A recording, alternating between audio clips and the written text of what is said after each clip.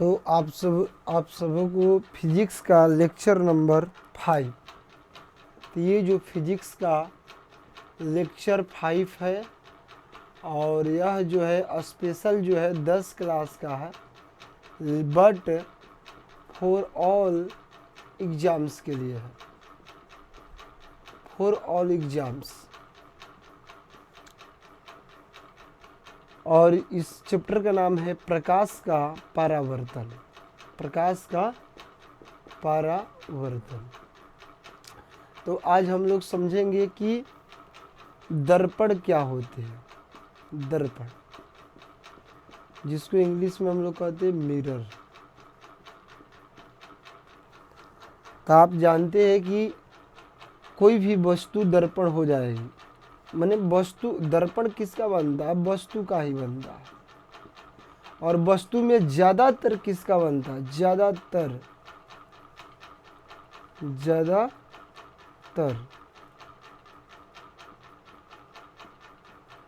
ज्यादातर जो बनता है वह कांच का बनता है। किसका बनता है? कांच। कांच के मतलब क्या हुआ? शीशा। शीशा का मतलब क्या हुआ? लेड। यह लेड का दर्पण बनता है ज़्यादातर। तो आप एकदम इसको याद कर सकते हैं कि दर्पण जो होती है वैसी वस्तु का बनता है जिसका जो सतह होना चाहिए, कैसा सतह? तब परावर्तक सतह। कैसा सतह? परावर्तक सतह जो होना चाहिए वो बहुत चिकनी होना चाहिए, बहुत चिकनी।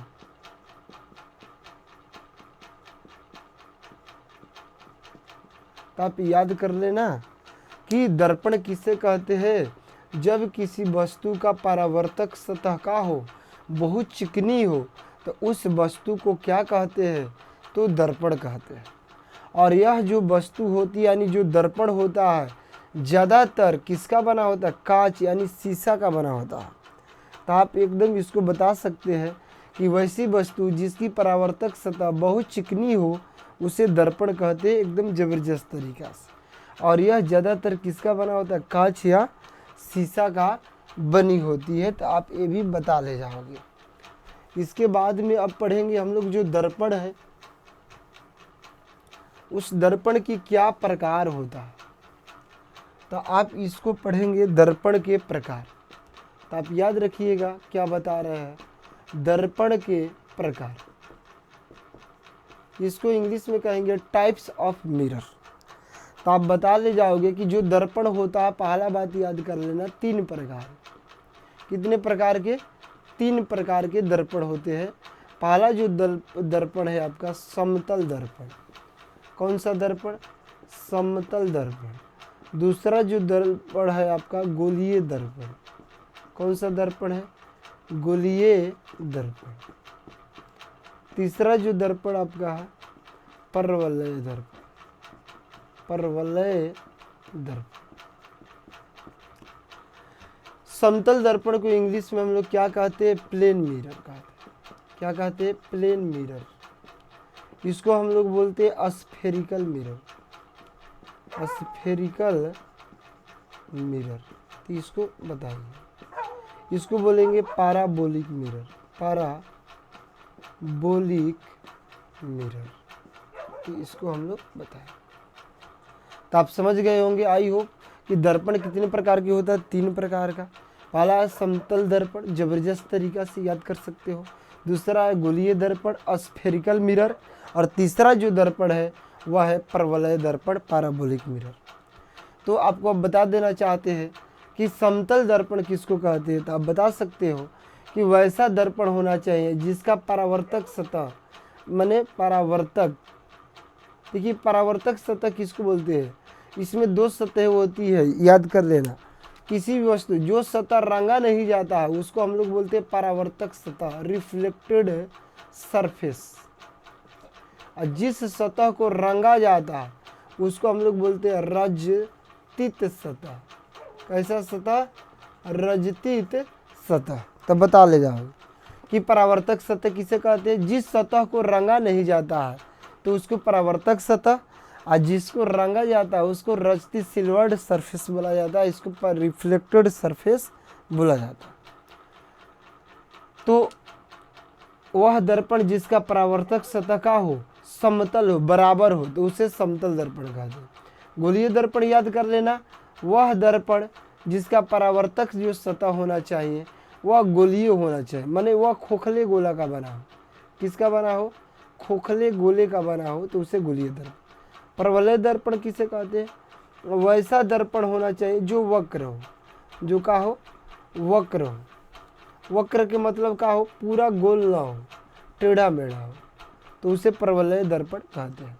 तो पूरा का पूरा आप जबरदस्त तरीका से एकदम धाकड़, सावस, बहुत बढ़िया, जबरदस्त आप बता सकते हैं। जिसकी सतह समतल हो उसे समतल दर्पण। वह दर्पण जो का हो खोखले गोले का बना हो। किसका बना हो? खोखले गोले का बना हो। आप इस लाइन में याद कर सकते हो किसका बना हो, तो खोखले गोले का बना हो, खोखले गोले का बना हो। तो आप बता ले जाओगे कि वह दर्पण जो खोखले गोले का बना हो उसे गोलीय दर्पण कहते हैं। और ये आपके पेपर में आता है, ये सबसे VVI है, तो याद करना।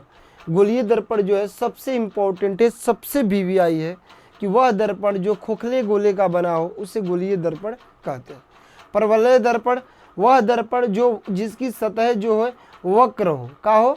इसकी सतह जो होना चाहिए वक्र होना चाहिए। तो वह दर्पण जिसकी सतह वक्र हो उसे परवलय दर्पण कहते हैं। वह दर्पण जो खोखले गोले का बना हो गोलीय दर्पण कहते हैं। वह दर्पण जो समतल सतह हो उसे समतल दर्पण कहते हैं। तो पूरा का पूरा आप बता सकते हैं। इसके बाद आगे बढ़ेंगे हम लोग, देखते हैं।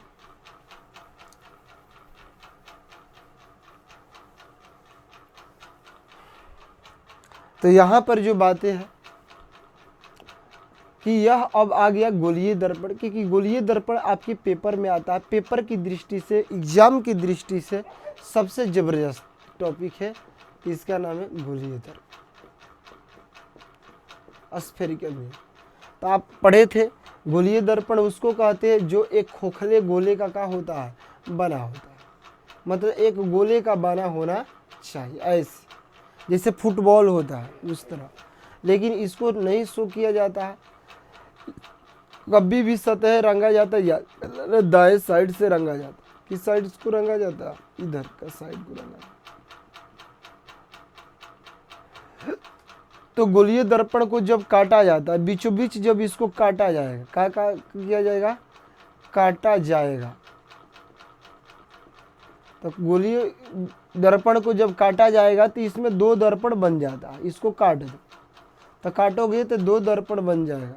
एक बनेगा उत्तल दर्पण, उत्तल दर्पण, इसको इंग्लिश में कहते हैं कन्वेक्स मिरर, मिरर। और एक बनेगा आपका अवतल दर्पण। अवतल दर्पण एकदम अच्छा तरीका से आप एक एक चीज बता रहे हैं, तो इसको कहते हैं। और मेरा पूरे वीडियो देखने के लिए आप हमसे कांटेक्ट करें। मेरा नंबर है 8789883908। इस पर आप कांटेक्ट करें, आपको लाइव वीडियो भी फ्यूचर में मिलेगा जब आप साथ देंगे। तो यह गोलीय दर्पण जो है, उत्तल दर्पण, कन्वेक्स मिरर, यह है कनकेव मिरर। तो आप समझ गए होंगे, गोलीय दर्पण को अंदर से रंगने पर जो दर्पण प्राप्त होगा उसे उत्तल दर्पण कहते हैं। और गोलीय दर्पण को बाहर से रंगने पर जो दर्पण प्राप्त होगा उसे अवतल दर्पण कहते हैं। पूरा का पूरा अगर अंदर से रंगोगे तो उत्तल, बाहर से रंगोगे अवतल। या वह दर्पण जिसका परावर्तक सतह उभरा हो। देखो ये परावर्तक सतह है आगे की ओर, ये उभरा हुआ है, तो उसे उत्तल। जिसकी परावर्तक सतह का है अंदर की ओर कुबड़ा है, मतलब ये धासा हुआ है। तो जिसकी सतह धासा हो तो उसे हम लोग क्या बोलते हैं? अवतल। जिसकी सतह उभरा हो उसे क्या कहते हैं? उत्तल। तो आप ये भी याद कर सकते हो पूरा का पूरा। यानी उत्तल और अवतल किस दर्पण के प्रकार है? तो गोलीय दर्पण के प्रकार है। तो गोलीय दर्पण को अंदर से रंगने पर कौन सा दर्पण मिलेगा? उत्तल। गोलीय दर्पण को बाहर से रंगने पर कौन सा दर्पण मिलेगा? तो अवतल। तो पूरा का पूरा ये भी आप याद कर लो। तो बहुत सुंदर तरीका से आप एक एक चीज़ें जो है पूरा का पूरा समझ चुके हैं। तो आपने क्या क्या पढ़ा? तो आप एकदम याद रखेंगे। आपने सबसे पहले पढ़ा दर्पण के बारे में। हम बताए कि दर्पण उस वस्तु का बनाया जाता है जिसकी परावर्तक सतह का हो, बहुत का हो, चिकनी हो। कैसा सतह चिकनी हो? परावर्तक सतह चिकनी हो, चिकनी हो। रिवीजिंग कर लो। तो वैसी वस्तु जिसकी परावर्तक सतह बहुत चिकनी हो तो उसे क्या कहते हैं? दर्पण कहते हैं। दर्पण किसका बनाया जाता है? कांच का। दर्पण का प्रकार कितने होते हैं? तो दर्पण का 3 प्रकार होते हैं। कितने प्रकार? 3। एक दर्पण है समतल, एक दर्पण है गोलीय और एक दर्पण है परवलय। तो ये दर्पण है। अब बताए समतल जिसकी सतह का हो, बराबर हो। गोलीय दर्पण जो खोखले गोले का बना हो उसे गोलीय दर्पण। परवलय जिसको वक्र का बना हो, टेढ़ा मेढ़ा बना हो, परवलय। तो पूरा का पूरा। और इसको बीचों बीच भागों में बांटेंगे तो एक बन जाएगा उत्तल, एक बन जाएगा अवतल। तो दिलों और दिमाग में आपका छप गया होगा, मैं गारंटी देता हूँ समझ में आया होगा। तो आप वीडियो को लाइक, सब्सक्राइब और शेयर करें और अपने दोस्त मित्रों को भी बताएं और मेरे चैनल से उसको जोड़ें। तो आपका यही मेरे तरफ से आपकी जिम्मेदारी है, आपका होमवर्क है। और इस पूरे चीज़ों को आप बड़े पैमाना पर अगर पढ़ना चाहते हैं, एक एक चीज़ें पढ़ना चाहते हैं, तो आप उस नंबर पर कांटेक्ट कर सकते हैं। और मेरे कोचिंग का जो ब्रांच चलता है, फर्स्ट ब्रांच कौवा को सिकटी पुल के पास दिनारा रोहतास, और दूसरा मानिकपुर पुल राजपुर बक्सर, और तीसरा दिनारा रोहतास। आप मेरे नंबर पर सारे नोट्स, असाइनमेंट, PDF या कोई भी अन्य चीज़ें आप लेने के लिए इस पर आप कॉल कर सकते हैं या इस पर आप व्हाट्सएप कर सकते हैं। ठीक है, तो आप इस नंबर को नोट कर सकते हैं। आपको एक एक चीज़ें जो है बहुत ही बेहतरीन तरीक़ा से मिल सकता है, जो जिसको आप पढ़कर पूरे परीक्षा को, पेपर को फोड़ सकते हो, उसमें आग लगा सकते हो, एक एक प्रश्नों का बहुत आसानी से जवाब दे सकते हो। तो एक एक चीज़ बता रहे हैं। अगला टॉपिक बताएंगे प्रतिबिंब के बारे में। प्रतिबिंब तो बहुत ही ज़बरदस्त टॉपिक है जिसको इंग्लिश में हम लोग बोलते हैं इमेज। सबसे पहले बता दें कि प्रतिबिंब क्या होता है। अपनी बोलचाल की भाषा में छाया को क्या कहते हैं? प्रतिबिंब कहते हैं। जो हमारी आपकी जो छाया बनती है उसी को हम लोग प्रतिबिंब कहते हैं। लेकिन यही प्रतिबिंब जो है अगर कहा जाए कहाँ बनता है, तो ये प्रतिबिंब ज़्यादातर जो है दर्पण में बनता है। कहाँ प्रतिबिंब बनता है? ज़्यादातर दर्पण में बनता है। ये तो कहीं बन जाएगा, लेकिन ज़्यादातर जो होगा, जो बनेगा, वो प्रतिबिंब कहाँ बनेगा? तो दर्पण में। ज़बरदस्त तरीक़ा से आप बता सकते हैं। अगला बता सकते हैं कि ये जो प्रतिबिंब बनेगा कि तो सीधा बन सकता है और नहीं तो क्या बन सकता है बाबू? उल्टा बन सकता है मेरे शेर मेरे लाल। क्योंकि प्रतिबिंब सीधा भी बन सकता है और उल्टा भी बन सकता है। अगला बात याद कर सकते हो, प्रतिबिंब छोटा भी बन सकता है मेरे लाल और बड़ा भी बन सकता है। छोटा बड़ा बराबर भी बन सकता है, बराबर, और क्या बन सकता है? बड़ा भी बन सकता है। तो आप इसको पूरा का पूरा याद कर सकते हैं। तो प्रतिबिंब किसको कहते हैं? छाया को प्रतिबिंब कहते हैं बोलचाल की भाषा में। प्रतिबिंब ज़्यादातर कहाँ बनता है? दर्पण में बनता है। जिसे हम लोग अपने चेहरा दिखते हैं आईना में, दर्पण में। और प्रतिबिंब कितने तरह का बन सकता है? तो प्रतिबिंब याद कर लेना, 2 तरह का बन सकता है। एक सीधा बन सकता है, नहीं तो उल्टा बन सकता है। और प्रतिबिंब की आकार कितने तरह का बन सकता है? इसकी जो आकार होगी बाबू मेरे शेर, 3 तरीका का बन सकता है। क्या बन सकता है? छोटा बन सकता है, बराबर बन सकता है और बड़ा बन सकता है। तो पूरा का पूरा आप समझ गए होंगे कि प्रतिबिंब क्या है। अगला बात जो है प्रतिबिंब की अगर देखा जाए परिभाषा, परिभाषा किसको बोलेंगे? इसके डिफिनेशन आप देना चाहते हो तो पूरा का पूरा आग लगा सकते हो। तो देखो परिभाषा समझिए। परिभाषा यही कहता है कि यहाँ पर कोई क्या है? प्रकाश स्रोत है। आपको प्रकाश स्रोत के बारे में पिछले वीडियो में लेक्चर 1 में बता चुके हैं। तो यहाँ से प्रकाश स्रोत है और यहाँ पर कोई दर्पण है। तो ये प्रकाश स्रोत से किरणें आ रही है और दर्पण से टकरा रही है और टकरा कर लौट जाएगी, परावर्तन हो। फिर किरणें आ रही है और दर्पण से टकरा कर लौट जा रही है। लौटने के बाद ये किरणें कहीं मिल रही है, जहाँ मिल रही है उसी को क्या कहते हैं? प्रतिबिंब कहते हैं मेरे लाल, मेरे शेर। तो आप याद कर सकते हो प्रतिबिंब की परिभाषा। तो आप बहुत बढ़िया से पढ़ने के लिए मेरे कोचिंग में ऑफलाइन आप ज्वाइन कर सकते हैं, और ज्वाइन करने के लिए आप इस नंबर पर कांटेक्ट कर सकते हैं। तो आप इस नंबर पर फ़ोन करके, कॉल करके आप जांच कर सकते हो। अगर बेहतरीन तरीक़ा से आप पढ़ना चाहते हो कि हमारे जीवन में पढ़ाई सफल हो, तो आप इस नंबर पर कांटेक्ट कीजिए और जुड़ जाइए। तो प्रतिबिंब समझ गए, छाया को कहा जाता है लेकिन विज्ञान की भाषा में, कि किसी प्रकाश स्रोत से आने वाली किरणें दर्पण से टकराने के बाद जिस बिंदु पर मिलती है या मिलती हुई प्रतीत होती है, तो उस बिंदु को जो ना बिंदुआ पे मिलेगा उसे प्रतिबिंब कहते हैं।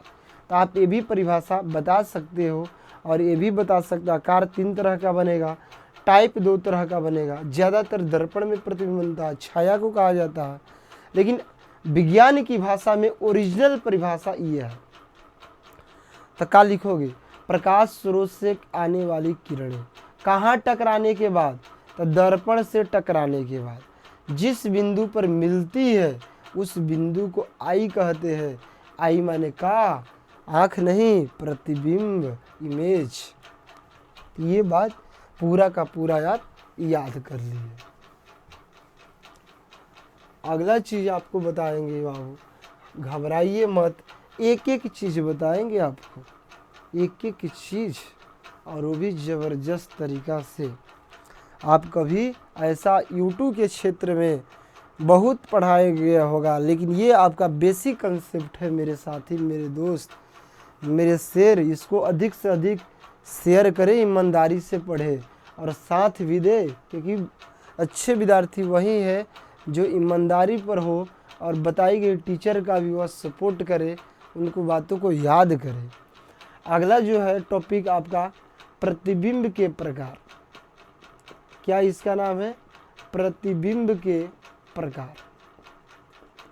तो आप याद कर सकते हो ज़बरदस्त तरीक़ा से कि प्रतिबिंब जो होता है 2 प्रकार के होता है। कब प्रकार के होता है? 2 प्रकार के। एक जो प्रतिबिंब होता है वास्तविक प्रतिबिंब। कौन सा प्रतिबिंब है? वास्तविक प्रतिबिंब। और एक कौन सा प्रतिबिंब है? तो काल्पनिक प्रतिबिंब है। कौन सा प्रतिबिंब है? काल्पनिक प्रतिबिंब। तो पूरा का पूरा यहाँ पर समझिए। वास्तविक प्रतिबिंब को इंग्लिश में कहते हैं रियल इमेज, और काल्पनिक प्रतिबिंब को इंग्लिश में कहते हैं वर्चुअल इमेज। Virtual image. तो आप समझिए वास्तविक प्रतिबिंब किसे कहते हैं। तो ध्यान से देख लो, समझ लो कि मान लो ये दर्पण है। क्या है? दर्पण, समतल। यहाँ क्या है? प्रकाश स्रोत। प्रकाश स्रोत। तो प्रकाश स्रोत से किरणें आएगी, दर्पण से टकराकर लौटेगी, फिर किरणें आएगी, यह दर्पण से टकराकर लौटेगी। तो देखिए एक बिंदु पर आकर ये किरणें मिल गई। तो जब प्रकाश किरणें किसी दर्पण से टकराकर किसी बिंदु पर आकर मिल जाती है तो उसे वास्तविक प्रतिबिंब कहते हैं। एकदम पूरा का पूरा याद कर सकते हैं। तो ये आप समझ गए हो 2 प्रकार का। तो एक समझ लो पहले, तो याद कर लेना कि प्रकाश स्रोत से आने वाली किरणें दर्पण से टकराने के बाद जिस बिंदु पर मिलती है उसे वास्तविक प्रतिबिंब कहते हैं। और वास्तविक प्रतिबिंब याद कर लेना कि ये वास्तविक प्रतिबिंब हमेशा क्या बनता है? उल्टा बनता है। दूसरा, ये वास्तविक प्रतिबिंब छोटा भी बन सकता है। क्या बन सकता है? छोटा। बड़ा भी बन सकता है, और क्या बन सकता है? बराबर भी बन सकता है। अगला बात याद कर लेना, ये जो इसका आकार 3 तरह का हो सकता है। आकार किस तरह का हो सकता है? तीन तरह का याद करना, आकार तीन तरह का। अगला है कि वास्तविक प्रतिबिंब को आप पर्दे पर क्या कर सकते हो, प्राप्त कर सकते हो। क्या कर सकते हो, प्राप्त कर सकते हैं। तो ये बहुत VVI है याद करना कि वास्तविक प्रतिबिंब हमेशा कैसा बनता है, उल्टा। इसका आकार छोटा बड़ा बराबर हो सकता है और इसे पर्दे पर प्राप्त किया जा सकता है। तो पूरा का पूरा एकदम आग लगा सकते हो, लपेट कर बता देना। दूसरा जो प्रतिबिंब आपका है काल्पनिक प्रतिबिंब है। कौन सा प्रतिबिंब, काल्पनिक प्रतिबिंब। तो ये आपका दूसरा जो बनेगा, ये बनेगा काल्पनिक प्रतिबिंब। तो पूरा का पूरा मामला आपको समझ में आ गया। आपको ये भी बता देते इसका एक और नाम है, इसका नाम है आभासी प्रतिबिंब। कौन सा इसका नाम है, आभासी प्रतिबिंब। आप बता ले जाओगे कि आभासी या काल्पनिक प्रतिबिंब क्या होता है। तो देखो मान लो ये दर्पण है और जानते हो कि ये दर्पण उत्तल दर्पण है। यहाँ कोई प्रकाश का स्रोत है, यानी लिख देते हैं प्रकाश स्रोत, और इससे किरणें दर्पण पर आ रही है और ऐसे टकरा कर चली जाएगी। बहुत सारी फिर किरणें आएगी और ये क्या होगी, टकरा कर चली जाएगी। आप ही बताइए ये किरणें आगे नहीं मिलेगी बाबू, डॉट डॉट पीछे बढ़ा दीजिए, और ये किरणें डॉट डॉट पीछे बढ़ा दीजिए। तो ये किरणें यहाँ मिल गई, तो इसी को कहते हैं आभासी प्रतिबिंब। क्या कहते हैं, आभासी प्रतिबिंब। तो बता दोगे आभासी प्रतिबिंब में किरणें मिलती नहीं है, किरणें मिलती हुई प्रतीत होती है, क्योंकि मिलेगी तो हमेशा आगे और वह वास्तविक में मिलती है। लेकिन काल्पनिक में आप ज़बरदस्त तरीक़ा से दिलों और दिमाग में सेट कर लीजिएगा कि इसमें किरणें मिलती नहीं है, बल्कि मिलती हुई क्या होती है, प्रतीत होती है। तो किसी प्रकाश स्रोत से आने वाली किरणें दर्पण से टकराने के बाद जिस बिंदु पर मिलती हुई प्रतीत होती है उस बिंदु को काल्पनिक प्रतिबिंब कहते हैं। और यहाँ पर दो बातें याद कर लेना कि काल्पनिक प्रतिबिंब हमेशा क्या बनता है, सीधा बनता है। कैसा बनता है, सीधा। दूसरा याद कर लेना कि इसे पर्दे पर प्राप्त नहीं किया जा सकता है। और तीसरा याद कर लेना कि यह छोटा भी हो सकता है, बराबर भी हो सकता है और बड़ा भी हो सकता है। तो इसका भी आकार तीन तरह का होगा, लेकिन इसका सबसे बड़ी विशेषता पर्दे पर प्राप्त नहीं कर सकते और यह सीधा बनता है। तो अगर आप इसको याद कर लोगे तो एक चीज़ बता दोगे कि वास्तविक और काल्पनिक प्रतिबिंब में क्या अंतर है। तो वास्तविक उल्टा बनता है, काल्पनिक सीधा बनता है। वास्तविक को पर्दे पर प्राप्त करेंगे, काल्पनिक को नहीं करेंगे। वास्तविक में ये तीनों बनेगा, इसमें भी बनेगा। तो ये पूरे के पूरे आपको शाबाश, बहुत बढ़िया, ज़बरदस्त, बहुत धांसू तरीक़ा से आपको समझ में आ गया। तो आप उम्मीद करते हैं कि आपको पूरा का पूरा वीडियो बहुत अच्छा लगा होगा। तो मेरे दोस्त, मेरे भाई, आप YouTube के क्षेत्र में क्रांति ला सकते हैं। अगर आपका सहयोग रहा तो आपको एक एक चीज़ें आपको YouTube पर, Facebook, Instagram पर, बहुत ऐसे सोशल मीडिया के अनेक वेबसाइट पर आपको मिलेगा। और विशेष पढ़ने के लिए, मेरे असाइनमेंट लेने के लिए, नोट्स लेने के लिए इस नंबर पर आप कॉल कर सकते हैं और आप इसके लिए बात कर सकते हैं। जय हिंद मेरे साथी।